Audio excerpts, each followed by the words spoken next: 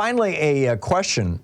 Is the conservative interpretation of the disqualification clause in the 14th Amendment. Section 3 of the 14th Amendment says that if you engage in an insurrection or give aid and comfort to those engaged in an insurrection, you are disqualified from running for or holding public office. It's unambiguous. So now came these three lawyers, Federalist Society members. Two of them wrote an op-ed. One of them endorsed the op-ed. The two who wrote the op-ed were merely Federalist Society members. The one who endorsed the op-ed was actually the co-founder of the Federalist Society. And what this thing said, what this article said, was that the way to enforce Section 3 of the 14th Amendment is through impeachment. In other words, you can't enforce it through a court of law. In fact, there's an actual quote here from this.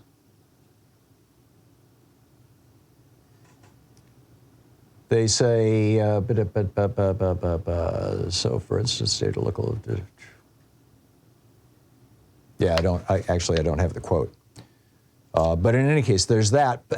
Plus they're also arguing that it could be enforced. Now, impeachment, it requires. Yeah, they say likewise, the House of Representatives should impeach and Senate should convict and thereby remove from office. But in addition to that, they're saying state or local election boards and state secretaries of state may possess state law authority to make at least initial determinations as to eligibility of candidates for elected office in that state. Those state offices are obliged to act consistently with the requirements of the Constitution. And so this diarist over on Daily Kos, G.S. Potter, who writes this piece called The Conservative Trap to Disqualify or Around Disqualifying Trump. He writes, in this case, not only states come up with arguments to keep Trump off of the ballot, but they would be able to keep Joe Biden or any other candidate they don't like, for that matter, off the presidential ticket if they so chose. State legislators can decide for themselves who should appear on the ballot and ultimately who can win an election. This could also apply to any seat held by a Democrat.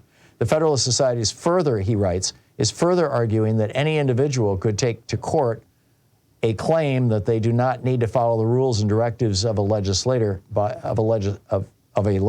calling for the application of the disqualification clause of the 14th Amendment.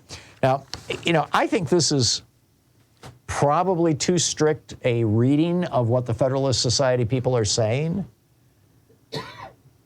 But it's an interesting argument that if you say that your local election officials can keep Trump off the ballot, then you're also saying that they could keep Joe Biden off the ballot if they didn't like something he did and they called that an insurrection. And that, therefore, local election officials, or for that matter, state election officials, secretaries of state or county election officials, should not have this power. It should be run through the courts. I'm not quite sure exactly what to make of that,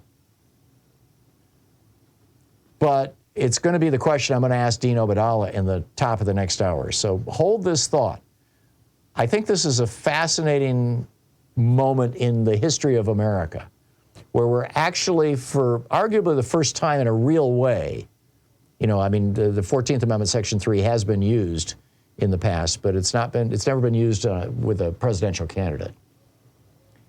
That this has the potential to be a really big deal, and if done wrong, it has the potential to blow up in our faces and not prevent Trump from being on the ballot, or give Republicans all kinds of ways to challenge Democrats, coming into the ballot. So I realize that may sound confusing. We'll hopefully clear it all up in about 45 minutes when my colleague Dean Obeidallah drops by.